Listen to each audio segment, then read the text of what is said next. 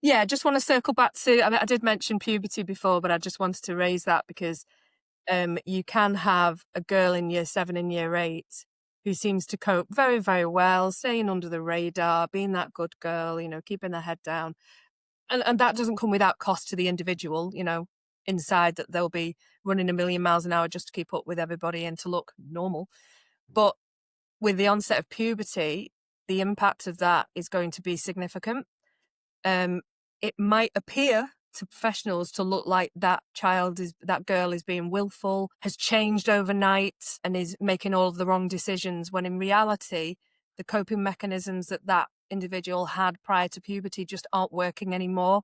And like I mentioned before about perfectionism and people pleasing, if they perceive the praise and the reward to not be really worth the effort, then they'll just forget it and discount it. And then there are studies out there that show that there is gender bias towards girls anyway.